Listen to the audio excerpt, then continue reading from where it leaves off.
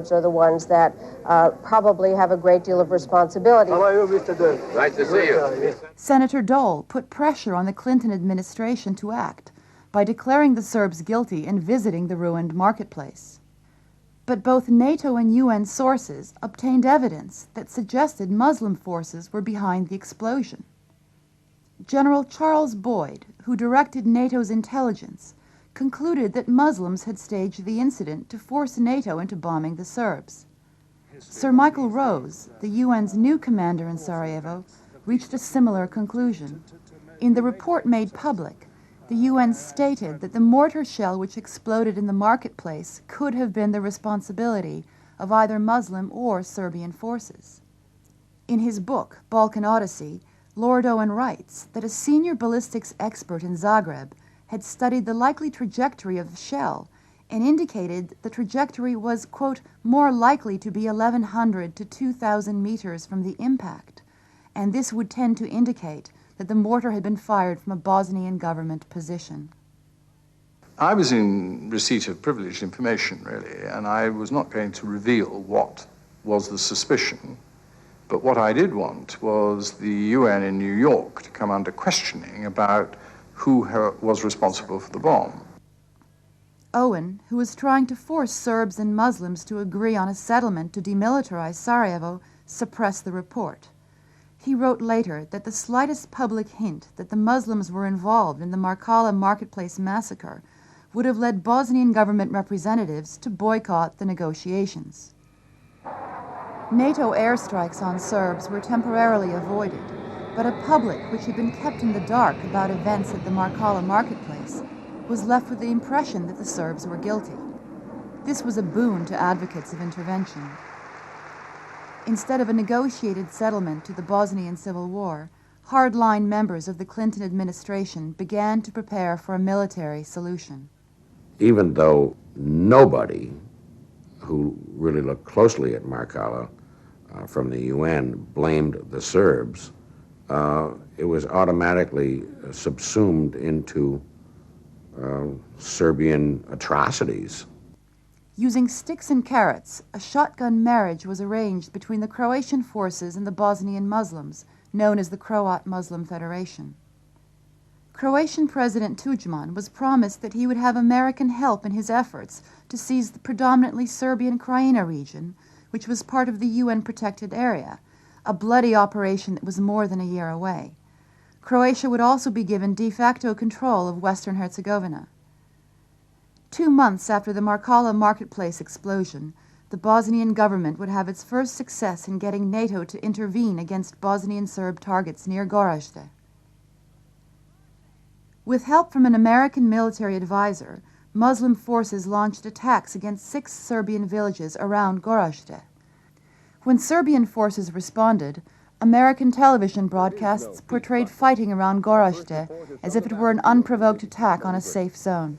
The Serbs punished Gorazde throughout the day. At one stage, shells were raining down at the rate of 1 every 20 seconds. Shells are now dropping at random into the city center. The hospital has taken direct hits on its roof. There was a dramatic transmission from a ham radio operator supposedly based in Gorazde. Upravo ovog trenutka bolnica se granatira iz 3 pravca, tako da više ne možete izbrojati broj granata koje padaju na bolnicu. Sve okolni objekti oko bolnice, stambeni objekti. U.S. President Bill Clinton and Bosnian government Vice President Eyüp Ganic urged UN Secretary General Boutros Boutros-Ghali to authorize airstrikes against the Bosnian Serbs. NATO airplanes did indeed launch a limited airstrike against Serbian targets. But further airstrikes were called off by Commander Michael Rose, who realized that Muslim forces had manipulated UN agencies with false casualty and damage reports. Instead of 2,000 people injured and 700 people killed, fewer than 200 people were injured. Instead of the hospital being destroyed, only 1 shell had passed through the roof. As he flew by helicopter into Gorazde following the fighting, Rose was asked about U.S. satellite reports that nearly every house in Gorazde was damaged. Yes, practically every house in Gorazde has been damaged, but most of the damage to Gorazde was done in the fighting that had taken place some 2 years before. when the Bosnian government forces drove the Serbs from this town. And there were 12,500 Serbs at that time living here, and they were all driven off. The way to distinguish a house that's been damaged by fighting, where a shell has hit it, and a house that's been damaged by ethnic cleansing, is if it's got no roof, no doors, no window frames, and nothing in the house at all. And there are burn marks up it, and bullets spread around the walls. That is the house that's been damaged by ethnic cleansing. A house that's been damaged by shelling has a shell hole in it, and there are still people trying to live in that building with their furniture because they've got nowhere else to go. That's something you can't see from satellites. And of course, at that time, the international image of what had happened in Gorazde was very different from the reality. What was dangerous was that policies were beginning to be put together on both sides of the Atlantic about what we should do in Gorazde, but these policies were being put together on totally flawed information. According to respected British military analyst Jonathan Ayal, the ham radio operators whose live reports were carried on American television networks were not even based in Gorazde.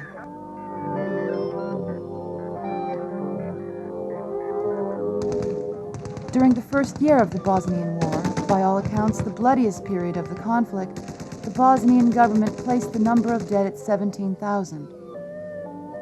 Within just 2 months, however, Bosnian government officials began using a figure of 200,000 killed. This huge increase in deaths came in the dead of winter, when fighting had virtually ceased in the mountainous terrain. I'm probably as guilty as most of using inflated numbers, although I had enough sense to abandon using numbers in mid-93.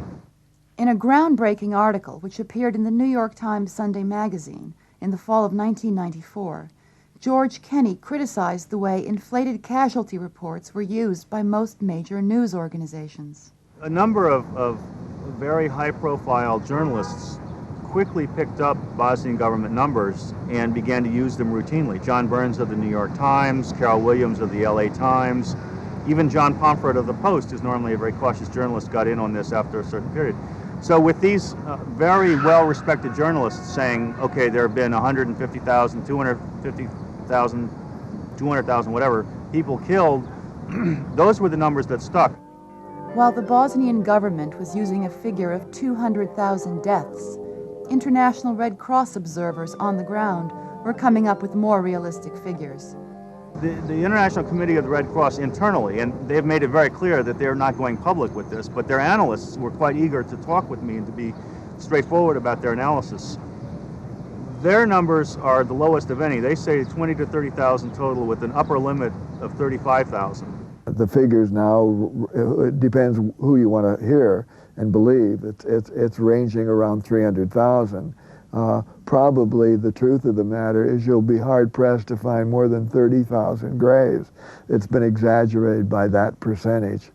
Now, the European military intelligence would say, let's add in every possible hypothetical number of people that could be killed, and they get up to about 60,000.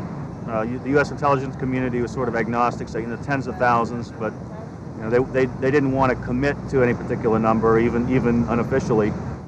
As the U.S. government began to more actively assist Muslim and Croat forces, British intelligence accused the American CIA of doctoring intelligence reports to justify American intervention. The CIA did a report that said 90% of the ethnic cleansing had been done by Serbs in Bosnia-Herzegovina. We now know that that study was only done in areas now held by Bosnian Serbs. Serbs who were expelled from Muslim and Croat areas were not included in the CIA report, even though international agencies stated that 40% of the refugees from the war were Serbian. Unless one assumes that the vast majority of Serb refugees left voluntarily and were not victims of ethnic cleansing, there's a very large disparity in the figures. The study itself does not represent what actually happened throughout Bosnia-Herzegovina because it was not done in the other areas. But to acknowledge that ethnic cleansing has taken place on all sides in the